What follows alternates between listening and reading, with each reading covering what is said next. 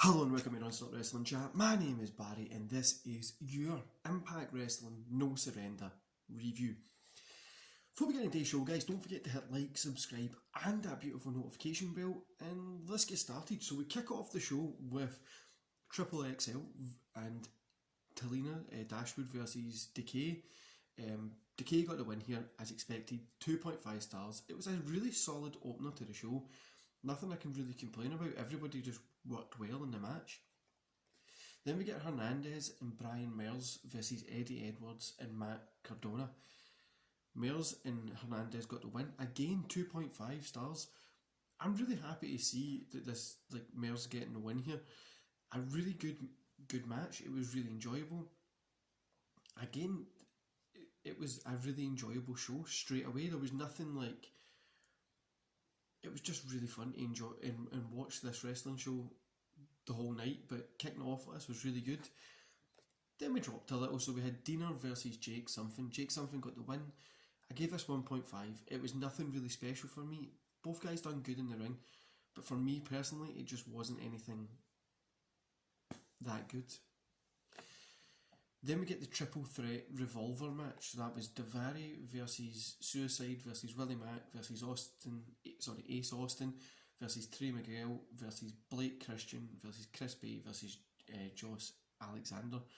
Josh Alexander got the win. I gave us a 3 stars, guys. This was a really good match. Had everything. Everybody got their moment in the match as well. The eliminations were pretty cool. Everybody worked. Everybody got their good. Everybody got over in the match pretty much. It was a really enjoyable one, 3 stars. Then we got Fire and Flavour versus Havoc and Neva. 2 stars in this one. It was good. It was okay.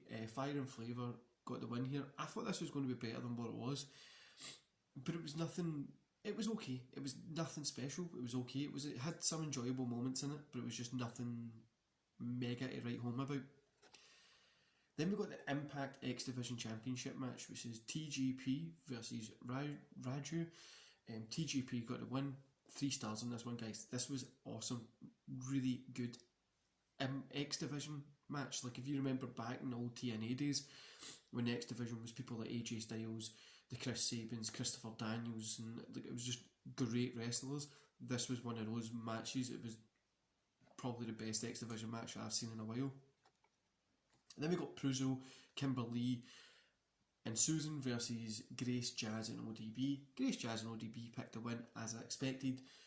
2.5 stars for this. It was a decent match. It was pretty fun. I'm hoping they do the trigger on the Grace and Jazz match. The kind of feud that they're having is sooner rather than later.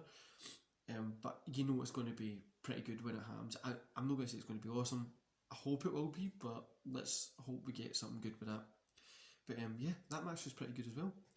Then we got the Impact World Tag Team Championships. The Good Brothers versus Private Party versus James Storm and Chris Sabin. Good Brothers picked up the win here. 3 stars. This was awesome. This was really cool, guys. Honestly, this one was surprisingly good, to be honest with you. The right team got the win here in the Good Brothers. I'm still looking forward to seeing how Impact, New Japan, AEW, all that kind of stuff works together. I'm really looking forward to it, but I think this is kind of just what it's showing, so I gave this 3 stars. Then we got the main event for the Impact World Championship, Rich Swann versus Tommy Dreamer. I'm sure we have all seen on social media that Tommy Dreamer dislocated his finger midway through this match and they put it back in. But Rich Swann got the win in this one. Of course, they're not going to drop the belt to Dreamer. 3 stars. This was awesome, guys. This was a really good main event. I'm surprised to be saying in 2021 that a Dreamer match was really good, but it was. Honestly, I'd probably say that, well, this was, for me, the best match in the card. Swan looked amazing. Dreamer looked like he could still go. He made it look good. At the end, Moose comes out. So Moose comes out and attacks both of them, and he just looks like a monster, which, well, of course, you've seen him. He looks like a monster. And it was just such a good main event. Overall, for the whole show, I'm giving it 3 stars. You know,